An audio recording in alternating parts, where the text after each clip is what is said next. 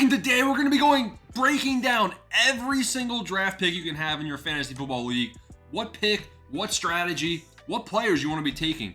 Every single position, every single league format. We have a banger of a video today. So make sure you show some support by smashing the like and subscribe button. Joining the Discord, man, so I can answer any fantasy football questions you might have. Any. Ask them in that Discord. And today, I'm just going to talk about the players I like and basically what strategy I'm using with every single pick. First things first, top 8 picks in a snake draft this year are very, very good. If we're looking at just the ESPN ADP, I mean, we can really go any ADP. I think this website shows the ADP for all the different leagues and everything. We'll get into that in a couple minutes. But look at this. Christian McCaffrey at the 1 of 1. Can't really go wrong there. Breece Hall, CeeDee Lamb, Tyreek Hill, Amon-Ra, Ja'Marr Chase, Justin Jefferson. These top 8 players are good. You notice I didn't mention Bijan Robinson. If I was, one of the top 7 picks, I would probably not be taking Bijan Robinson at all. I'd be looking for these other top 7 before taking Bijan Robinson. If he falls to you at number 8, all right, you kind of have to pull the trigger there. I'm a little bit worried about Bijan just because of what, it seems like Tyler Algier is going to have a role. I think he's a bit overvalued. Is Jonathan Taylor that much different than Bijan Robinson? Probably not. In my opinion, Jonathan Taylor has Trey Sermon for competition, whereas Bijan Robinson has Tyler Algier, who's trash. So let's keep that in mind as well. But really, just top 8 picks, go with any of the top 8 available. I also think McCaffrey's a bit of a riskier pick at the 1 of 1, but you kind of have to make that pick. If you're number 2, this is what I'm doing, right? Number 1, you go McCaffrey. Number 2, you go CeeDee Lamb. Number 3, probably Breece Hall. And then 4, Tyreek. 5, Amon-Ra. 6, between Ja'Marr and Jefferson.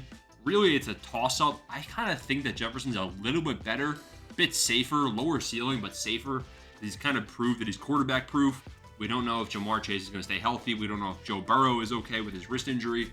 So that's kind of why I like Jefferson a little bit more than Ja'Marr Chase, just he's a bit safer. And then we get a bit of a drop-off. So this is showing that at the 9 and 10, we have Jonathan Taylor and Saquon Barkley. Now, those both are very good players. I'm actually really high on both of them this year. But the thing is, they're both not as good as Breece Hall, not as good as these wide receiver ones that are going to score you a lot of points every single week. So if you're pick 9, you're pick 10, start praying that somebody else goes out there and takes A.J. Brown, takes one of these two guys earlier than, and you get someone falling into your lap. But, that's not going to happen. And really what you have to be looking at is A.J. Brown, Garrett Wilson, Puka Nacua. That's really the next tier. I also think Jahmyr Gibbs is kind of falling down draft boards a little bit too much. I have Jahmyr Gibbs ranked ahead of Saquon Barkley and basically on par, about the same as Jonathan Taylor. So keep that in mind. I don't mind going double running back at the 1-2 turn if you're one of those later round picks.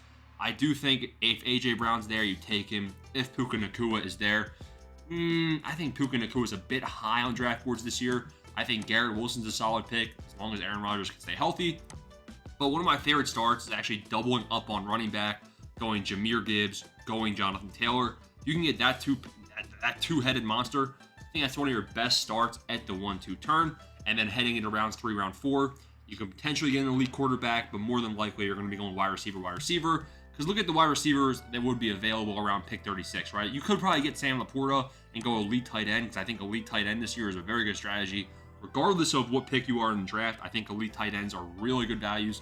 We've seen Travis Kelce in years past be going at the 1-2 turn. Even pick 6, I saw him get drafted one year.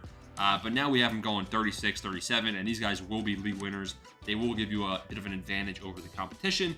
So I think those are good values as well.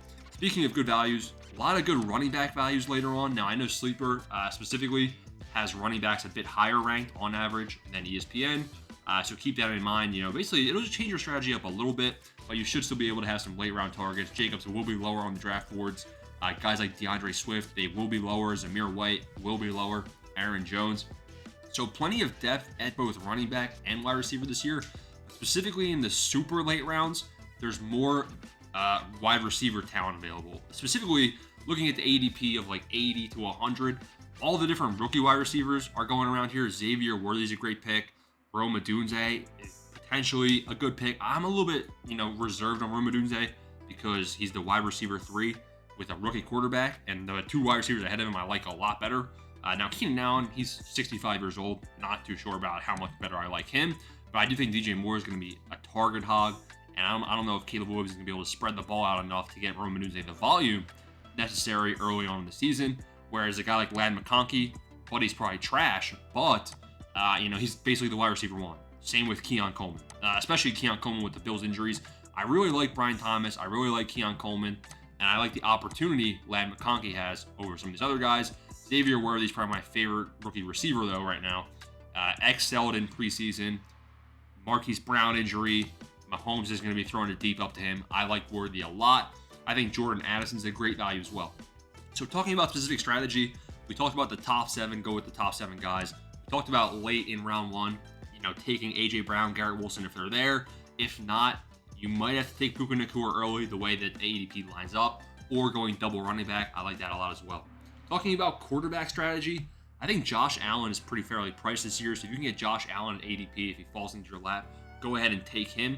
Other guys, though, Jalen Hurts, probably not going to be taking him too early. Is the tush push going to be as effective without Jason Kelce? It probably will be. I just think that there's better quarterbacks late.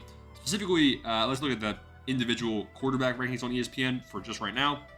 Jaden Daniels has a lot of rushing upside, so I do like Jaden Daniels this year at pick 100. Jordan Love looked really good in high-scoring formats towards the end of last season. Kyler Murray with Marvin Harrison.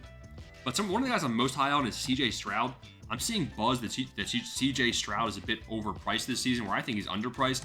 This guy has an upgraded receiving core, and they're a pass-first offense where they're going to be scoring probably, they could get 4 passing touchdowns per game, and he will be a monster in fantasy this year, I believe. Potential MVP candidate. Now, looking later in drafts, hopefully in the early rounds, if you start running back, you're able to go wide receiver, then maybe tight end and quarterback. Tight ends to look at, if you're a little bit behind on tight end, which if you start double running back, you're probably not going to go elite tight end unless you go Sam Laporta. But the tight ends available later, I actually do like.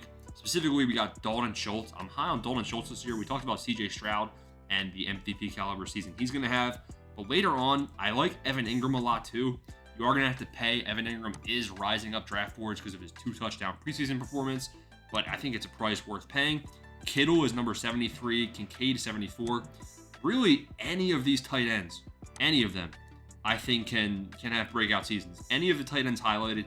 Goddard, I would stay away from. Brock Bowers, I think he's up there as well. At this ADP, it's worth it. Minshew's going to be the quarterback, and really he only has Devontae Adams and Jacoby Myers as targets. Brock Bowers will be a big body rookie tight end that can actually go down the middle and hopefully get a lot of drop down passes from Minshew. So I think he's in play. Freiermuth, people are high on. I think, if you don't get Dalton Schultz here, you can go Freiermuth. I personally would be going Dalton Schultz at 136 is very good value in my opinion. So that's kind of a bit of a tight end strategy there. Looking at wide receivers, we mentioned some of the rookies available late. Let me see if I can find some other guys. Rashee Rice is a great talent right there. Jameson Williams at 130. If he has a good year, finally, hopefully, now that he's not gambling, now that he's not hurt, Jameson Williams could be a breakout candidate for the number 2, with the Lions having the departure of their previous wide receiver core. Khalil Shakir, I like that a little bit.